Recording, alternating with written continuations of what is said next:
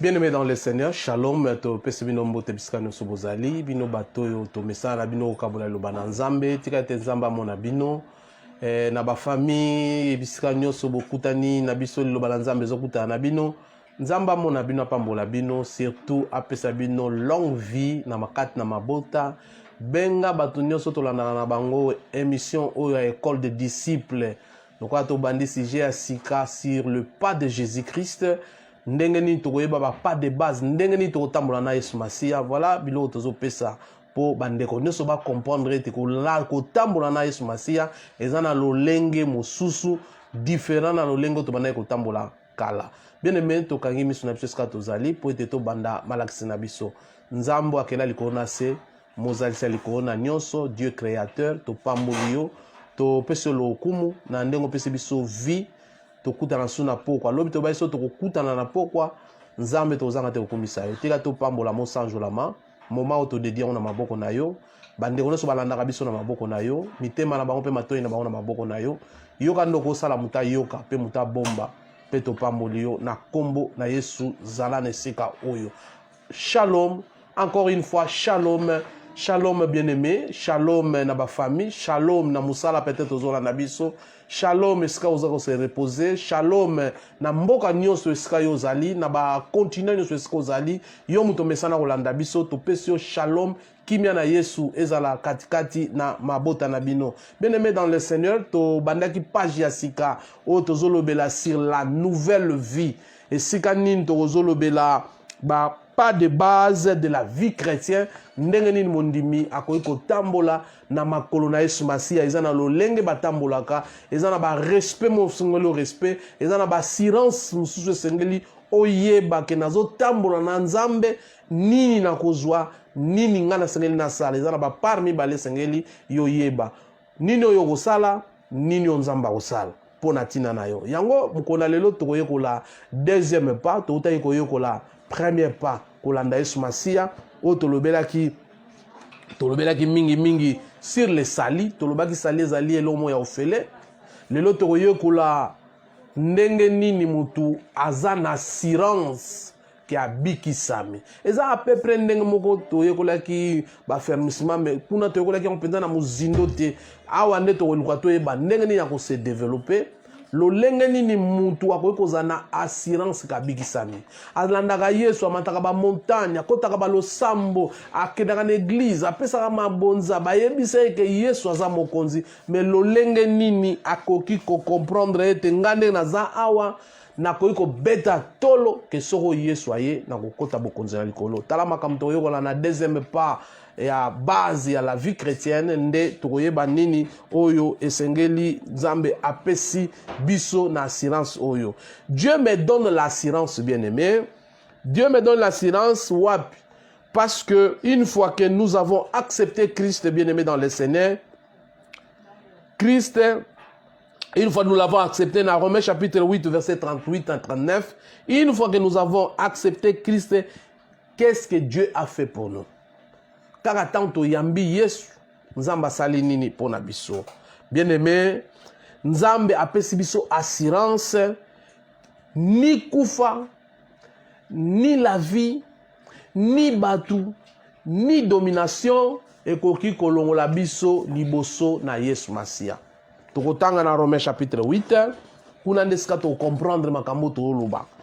Eloko moko te kotikala kolongola yo na assurance o Nzambe apesi yo. Sali oyo ozwi bien-aimé eza pona bomo ya libela. Soko kufi tu es sûr et certain que ozala na kati na bokonzi na Nzambe. C'est ça l'assurance moto sengeli ayeba na kati na vie na ye. Soka yebi yango te ozala ba difficulté aloba nalandi Yesu mais qu'est-ce que je dois gagner? Voilà ce qu'on dit na kati ya verset oyo. Na 39 elobi boye. Car j'ai l'assurance que ni la mort, ni la vie, ni les anges, ni les dominations, ni les choses présentes, ni les choses à venir, ni les puissances, ni les auteurs, ni la profondeur, ni aucune créature ne pourra nous séparer de l'amour de Dieu manifesté en Jésus-Christ, notre Seigneur. C'est-à-dire, amour est manifesté liboso na Nzambe, à cause de cet amour, Nzamba apesi biso la vie éternelle. Donc nous avons cette assurance que l'oko mokote et koki kolongola biso na bokonzi na likolo. Dès que je crois en Yesu Masia, et sili na eloko mokote ko pekisanga parce que Christ yende mtapesi ngai nyoso oyo. Yango wana esengeli na répondre quelques questions. Tolobaki o eza différent na affermissement, to bana ko tuna ba question en fait que to répondre à ba question. Pour to bana ko comprendre comment est-ce que naza na base, naza na silence oyo. So na atteint na Jean chapitre 10, verset nango 27 et lobini. Qu'est-ce que nous devons faire pour tozoa la vie éternelle? Biso c'est tozoa la vie éternelle, to sala ndeni na Jean chapitre 10, Bible zo bana biso, est-ce que nous pouvons fournir les efforts pour avoir la vie éternelle? Effort yo ko fournir eza ko yamba Yesu Masia. Kamba liboso. Jean chapitre 10 verset 27, totangi yango. Bible le Bible est bien aimé dans le Seigneur. Mes brebis entendent ma voix, je les connais et ils me suivent. Je leur donne la vie éternelle et ils ne périront jamais et personne ne les ravira de ma main. Qu'est-ce que Christ nous a offert? Bien aimé, apesi biso la vie éternelle. La vie éternelle, tozo besoin na makasi na biso te, mais Christ azali ko offrir biso yango. Eza cadeau immérité. Vous savez forte, Christ a payé cadeau à la vie éternelle. Qui donne la vie éternelle dans le verset? Bible c'est Jésus qui donne. Il dit dans 27, mes brebis entendent ma voix, je les connais et ils me suivent. Dans 28, dans le Bible, je leur donne. Celui qui donne la vie éternelle, c'est Jésus. Bien aimé, la vie éternelle, les a pour nous en bon rebelle. Mutako saote.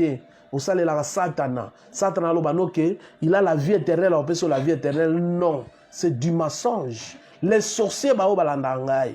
Même ça abino toujours que bomo inaseko. Eza tangu tozana na bomo awa ndesika tozwa bomo inaseko. Ndesika tozo préparer kozwa bomo inaseko na koyamba Yesu lokola mokonzi pe mobikisi bien-aimé dans le Seigneur. Donc essayez de comprendre que celui qui donne cette vie, la vie éternelle, c'est Jésus bien-aimé. Quelque chose d'éternel peut-il prendre fin? Jamais bien-aimé dans le Seigneur. Mukana na nzambe lobi jamais et loko Yesu apesi biso bo moyo apesi biso et kozala bo moyo sukate. Voilà pourquoi to bengango la vie éternelle bien-aimé. Soko tel na mukanda oyo na Jean chapitre 10 loba verbe donner, je les donne, ils en a présent. Cela indique que nous avons déjà la vie éternelle. Parce que verbe 28, je les donne, je leur donne, ça dit ils en a présent. Ils ont automatiquement que nous avons la vie éternelle. Bien aimé, la vie éternelle ne commence pas quand nous mourrons. Non, bien aimé dans le Seigneur. La vie éternelle, automatiquement, j'ai la vie éternelle. Ezatena rozela na kufa nanu. Po babenga nga Santo Pedro. To babenga nga Santo Anuarite. Te. Tant on a zana na mukiliawa, so na yambi Yesu Masia na bandi la vie éternelle. Mais plutôt au moment où nous acceptons Christ comme notre sauveur personnel, c'est alors nous avons la vie éternelle. Est-ce que la vie éternelle on toko périr? Non, nous ne périrons jamais, bien-aimés. Toko périr, verset 28, Ezoloba na Jean 10, Ezoloba, je leur donne la vie et ils ne périront jamais. Ça veut dire, la vie éternelle, toko périr, parce que nous serons avec le Maître. Nous serons avec celui qui a créé la vie. Nous serons avec la source de vie. Et ça, si kama e kauki batubake na source, si kama ezobima, bakozanga maite, bisope lokola na kati na nzea na Nzambe. Tango tozo yamba Yesu lokola Seigneur et Sauveur, tozo poussa na pona kozala na lokola ba na Nzambe, toko périr ata mukolo mokote bien-aimé dans le Seigneur. Yango sengeli oyeba. Quelqu'un ou quelque chose peut-il nous arracher de la main de notre Père? verset 29 et l'obinine. Token à verset 29. Mon Père qui me les a donnés est plus grand que tous et personne ne peut les ravir de la main de mon Père. Ça dit, biso ba otondimeli Yesu Masiya. Tozana maboko ya Yesu parce que nzambe ne mutapesi biso na maboko na Yesu. Eza maboko na Yesu ndezo bomba biso, maboko na Yesu na tata pezo bomba biso. Donc mutu moko ta koki ko boto la biso, lokola Yesu aza koloba, personne ne peut ravir na maboko ya tata na ngai.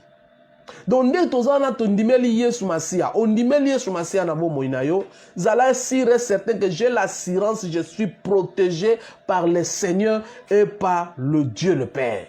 Donc c'est important au comprendre ango. Et c'est le scoto tanga Ephésiens chapitre nango premier et bon auto répondre moi à ma question au verset na ezolo bela biso na Ephésiens chapitre premier to tanga na Ephésiens pour tant tozo tanga tozo yeba ndenge nini tozo ko kende na kati na makomi na biso awa tozali ko démontrer assurance ya mwana nzambe liboso na sali.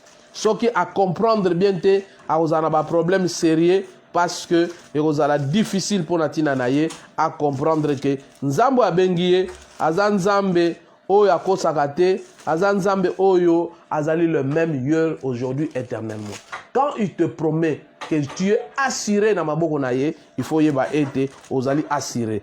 Ephésiens chapitre 1er, verset nango tolobi, ezali 13 à 14. Qu'est-ce que ça dit? 13 à 14 lobi.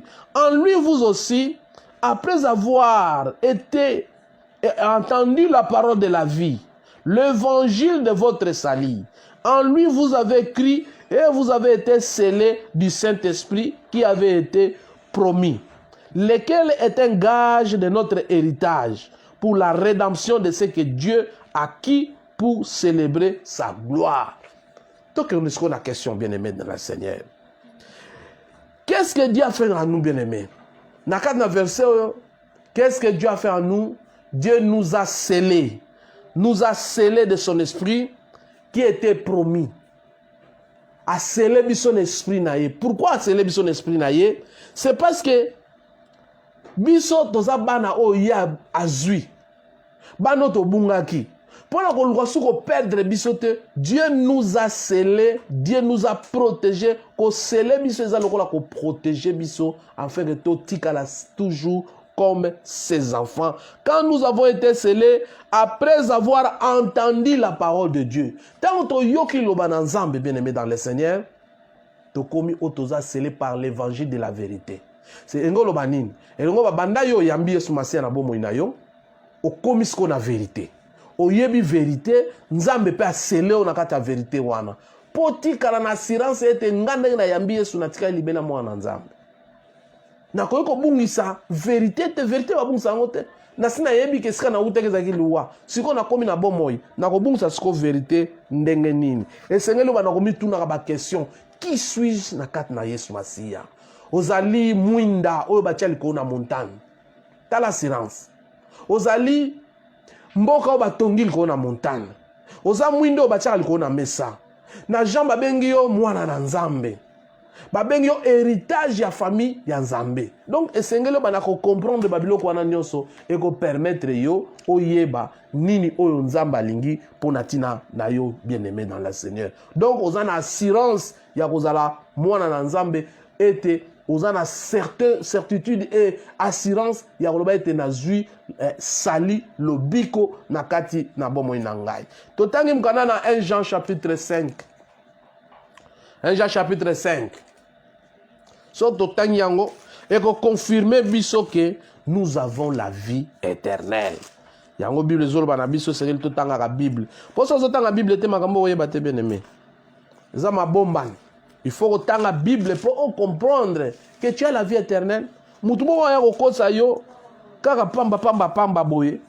Mais yo za na assurance te. Ozo te pate parce que Yesu na ndimela aza sire c'est tamina sokwa yende balobaka. Na kokota. 1 Jean chapitre 5 verset nango combien? Verset nango totangi verset nango totanga verset 11 à 12. Qu'est-ce que ça dit? Et voici ce témoignage. c'est que Dieu nous a donné la vie éternelle et que cette vie est dans son Fils. 12 le Biboye. Celui qui a le Fils a la vie. Voilà. Donc, quand on a dit j'ai le Fils. Avoir le Fils, c'est d'accepter Christ comme Seigneur et Sauveur. Quand tu acceptes Jean Zoloba, voici ce témoignage. C'est que Dieu nous a donné la vie éternelle. C'est que cette vie est dans son Fils. Pour avoir la vie éternelle, bien aimé dans le Seigneur, il faut seulement avoir le Fils. C'est-à-dire, tu as le Fils dans ta vie, automatiquement tu as la certitude, tu as le témoignage. Ce témoignage,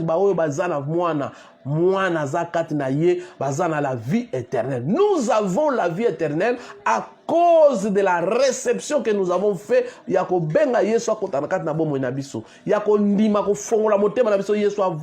Nous avons cette assurance, nous avons la vie éternelle.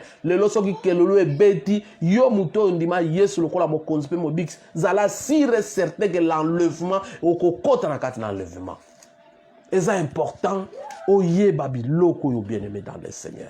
Soko yebi yangote muto kususa ya ko koso lobi ndimela mutu ndimela soki nani yende muto baloba kina mukolo wana Bible biboko yoka ba faux Christ bagoya. Le véritable Christ, c'est celui qui a donné sa vie à la croix. Histoire ya lisume comment clôturer na muto yo a poussé un peu na izam. Na muto andimi yesu lokola mokonzpe mobikisi bien-aimé dans les Seigneur. Donc nous avons l'assurance bien-aimé. Attention sikoyo. Attention pourquoi nous avons vu dans le Romain bien-aimé 8 chapitre 38 verset 39 que Dieu nous a regardé avec des yeux d'amour. Netina atindaki yesu masia. Cependant bien-aimé, maintenant que je suis sauvé, pourquoi dois-je pas jouer avec les péchés? Romains 6, chapitre 1, verset 2. Pourquoi je ne peux pas jouer avec les péchés? J'ai l'assurance que je les salis. Mais pourquoi je ne dois pas jouer avec les péchés? Parce que nakoki ko jouer na ngote. Bible écoute na Romains loin de là. Na Romains chapitre 6, verset 1 à 2. Ezoloba nini? Elobi loin de là. Nakoki ko sakana masumu te. Ngana ke sakana suna masumu pona nini? Ngam nazana sali. Nandimi Yesu, na bikisami, na ko sakana suna masumu te. Bible dit loin de là. Que dirons-nous donc? Demeurerions-nous dans le péché afin que la grâce surabonde? Te loko nazana sali, nazana assurance que na bikisami, mais siko fona gume masumu. Sengela gume na masumu, na bano sakana te kozala ngulu te bien-aimé. Kozala ngulu te na vie. Ngulu ayebelo babengi propriété te. Ata basukoli ye. Balati si ngulu bilamba ya feti. Soka moni potopoto ozonga. Yango Paul azoloba, que dirons-nous? Que dirons-nous? Demeurons-nous dans le péché afin que la grâce abonde? Parce que Nzamba zanzambe malamu, Nzamba tonda bolingo, Dieu miséricordieux, lokola na komi na sali j'ai l'assurance, na komi kozonga na masumu, Nzamba tonda bolingo te. Paul azo continuer. Loin de là, musika nanga pensé oyo. Musika nangai. Na ko sala ngote parce que ngasi na bikisami, na ko sala ngulu te, na zonga susu na kat na masumu. Loin de là. Nous qui sommes morts au péché. Bien aimé, est-ce que so mone bembezo mela masanga? Est-ce que mone bembezo ke ko sa kindumba? Mutu sa akufi akufi. Et biso tant tozo yamba Yesu Masia to zui baptême to kufi kat na Yesu. To komi bibembe to kozonga susu kuna te. To konti na kati na vie mususu. Na vie bana mema biso te na kati na péché, mais to komi bana na Nzambe. Oyo to changer. Yango Paul azoloba, nous qui sommes morts au péché, comment vivrions-nous encore dans le péché?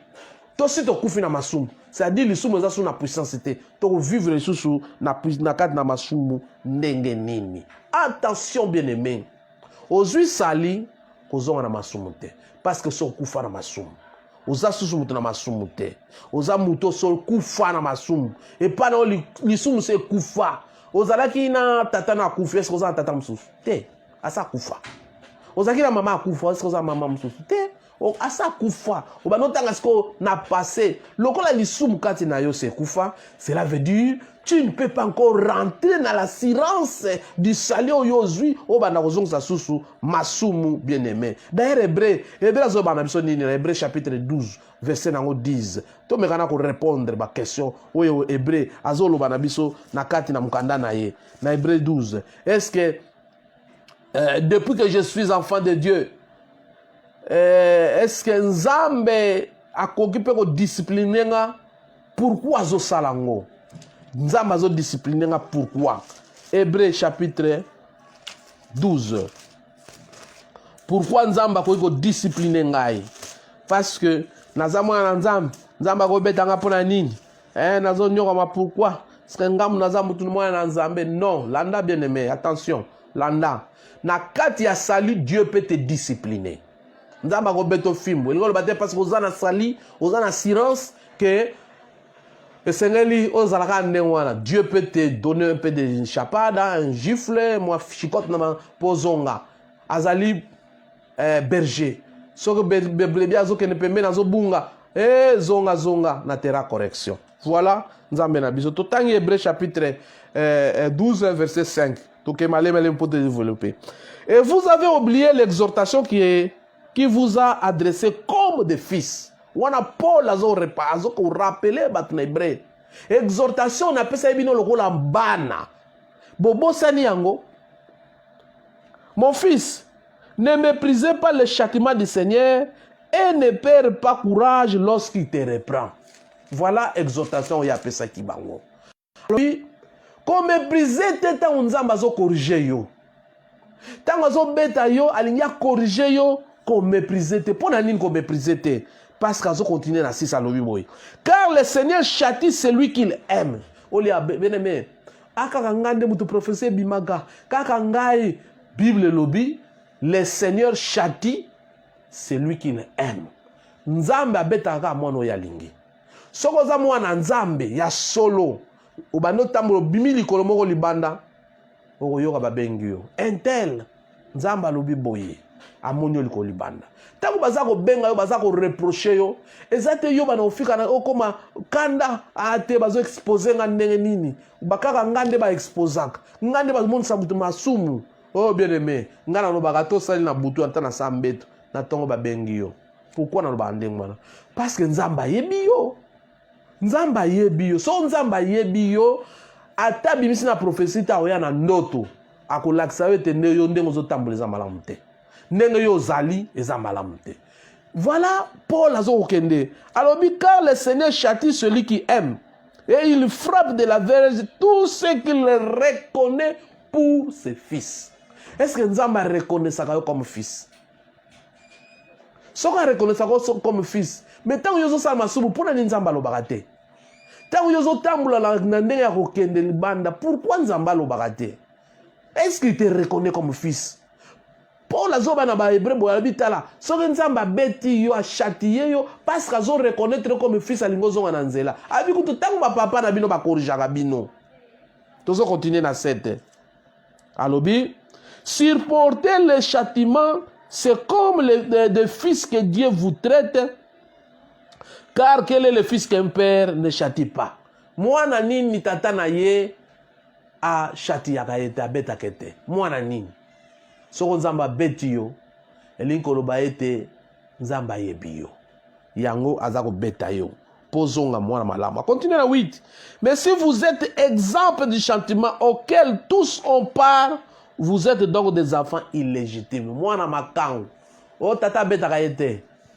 Tata beta tata ona osimbete atiki yo beba mais yo za mwana makangu te ayebi ko za mwana légitime oza mwana illégitime te faut corriger yo il faut diriger yo a éduquer yo afin que otika la mwana na Nzambe ozala normalement mwana Nzambe afin que Nzambe a corriger les erreurs oazo trouver pa na yo. D'ailleurs na 9 alobi boye d'ailleurs puisque nos pères selon la chair nous ont châtiés et que nous les avons respectés, l'anda bien-aimé, ne devons-nous pas à bien plus forte raison nous soumettre au Père des esprits pour avoir la vie? na correction nzambe nzambe ezaka to yo kango likolo babeleli babi major keba na yo wana lobi voix nzambe correction nzambe ekozala na nzela pasteur na yo ekozala na nzela mobali na yo ekozala na nzela mwasi na yo correction nzambe poza pe na nzela mwana pa ya papa na ye papa epa ya mwana correction nzambe ekozala pe pa voisin correction nzambe ekozala pe na nzela oyebi mutu te mutu wana epesi yo conseil alobi likambo ozosala ndeko za malamu te. Ça sont des corrections ya nzambe. Bible ezoloba le père des esprits a combien plus forte raison biso tokolinga te totikala na châtiment na ye toloba nzambe merci ndenge betinga na zongi na nzela à cause de la vie éternelle. Paul a continué bien aimé dans le Seigneur. Na 10 pour terminer lobi nos pères châtient pour peu de jours, comme ils trouvent bon. Mais Dieu nous châtie pour notre bien, afin que nous participions à sa sainteté.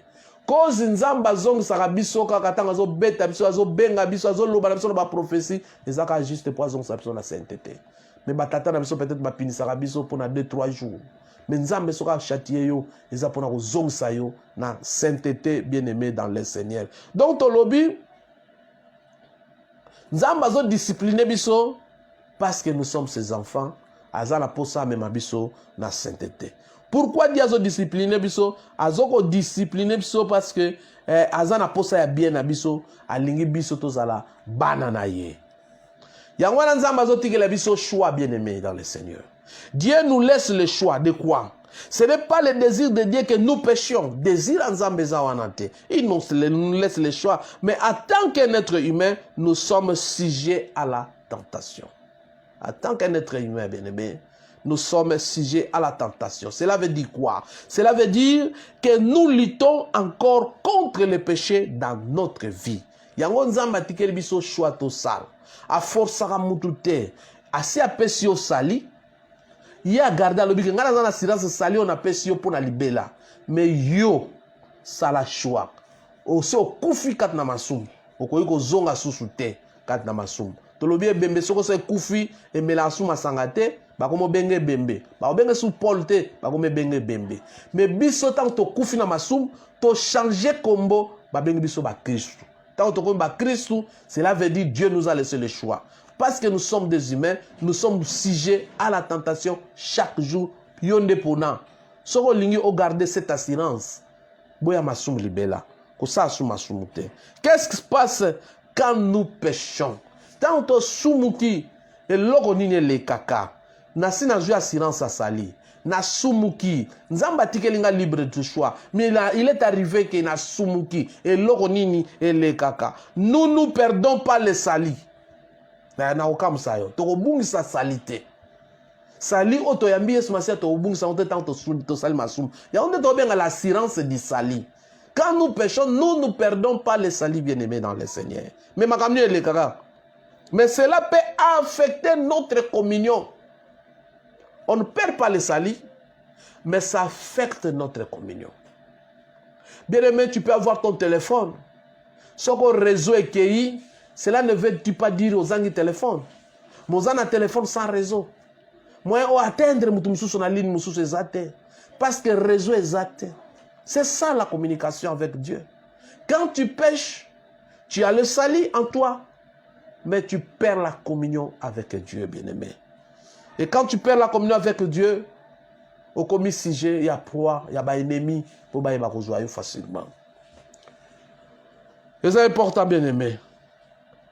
Quand tu perds la relation avec Dieu, c'est un Père affectueux. Il a pourvu un moyen pour surmonter la tentation.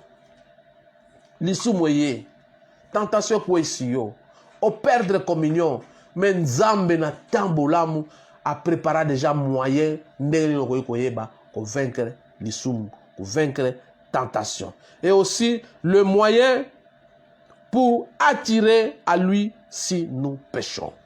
Nous étudierons cela dans troisième pas. Bah moyen ni notre sala pour être longa tentation. Donc Nzamba bolingo, il peut arriver que tu pêches, rentre bien. Mais total on a troisième pas, rentre à Dieu. Façon pour que récupérer sali na yo. Sali est permanent, tu n'as pas perdu ton sali, mais tu perds la communion avec Dieu. Tu restes avec un téléphone sans réseau. Moyen atteindre nzambe zate. Bakati communication na yo. Communion ezali sous-souté, bien-aimé, dans les seigneurs. Donc, le Seigneur dit, comprendre, bien-aimé, que namukana na tomeka la récapitulatif, namukana na Jean chapitre 10, verset 28 à 29, totanga ki yango.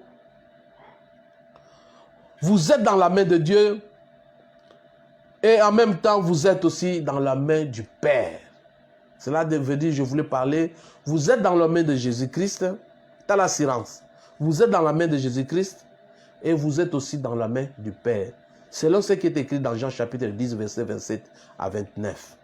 Donc, toza na maboko na Nzambe, toza pe na maboko na tata. Voilà cette assurance, il y a vie éternelle. Quand j'accepte Jésus-Christ, automatiquement, naza na maboko na Yesu Masiya, pe naza na maboko ya Nzambe akela biso nyonso. Donc voilà l'assurance. Imaginez comment votre vie et que vous allez protéger, bien-aimé, dans le Seigneur. Nakati na maboko ya batu, Nzambe oyo. Nakati ya maboko ya Yesu, nakati ya maboko ya Nzambe. Vie vous allez protéger ndenge nini. Ce n'est pas étonnant qu'ils disent par deux fois que personne ne peut retirer ce que Dieu m'a donné. Et ça étonnant, tant Yesu azoloba. Dans Jean chapitre 10, on a dit personne ne peut ravir ce que Dieu m'a donné. Personne ne peut ravir ce qui est dans la main de Dieu. Pour deux fois, Yesu azoloba. Donc nous avons double assurance.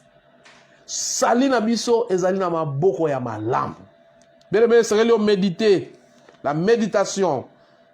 Péché, c'est faire, dire ou penser quelque chose contre la volonté de Dieu. Voilà la définition du péché.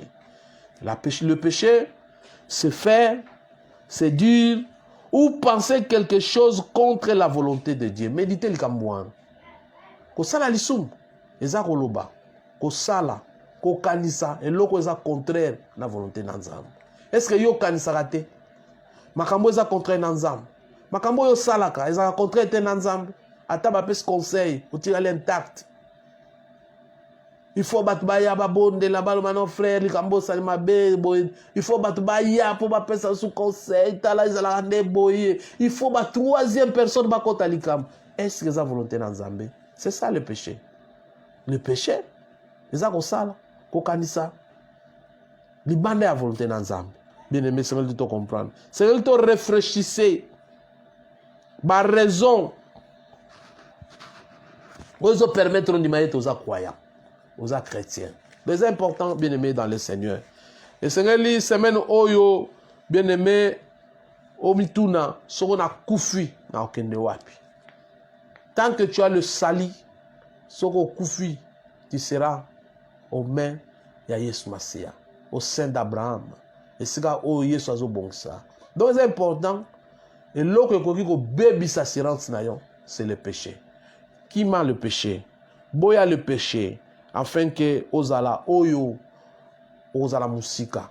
Semaine oyo bien aimé, mémorisez Tanga Malamu Jean chapitre 10, verset 27 à 29. Et le biboye, mes brebis entendent ma voix. Si vous avez brebis à Yesu, vous avez un mais si vous avez brebis, vous avez un à continuer, mes brebis entendent ma voix. Moi, je les connais et elles, c'est-à-dire les brebis, me suivent. Je leur donne la vie éternelle. Ils ne périront jamais et personne ne les ravira de ma main.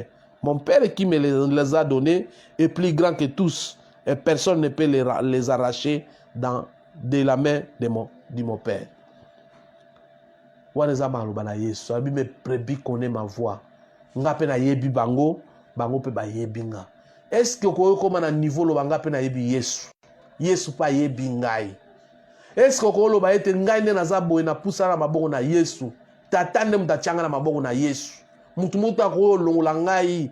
Mutu muta ko boto la ngai. Est-ce que vous avez bande wana? Soza mutu na kanda. Soza mutu na milangwa. Soza mutu na kobo. Soza mutu na kochola baninga. Soza mutu na ba conflit. Soza mutu na ba sanité.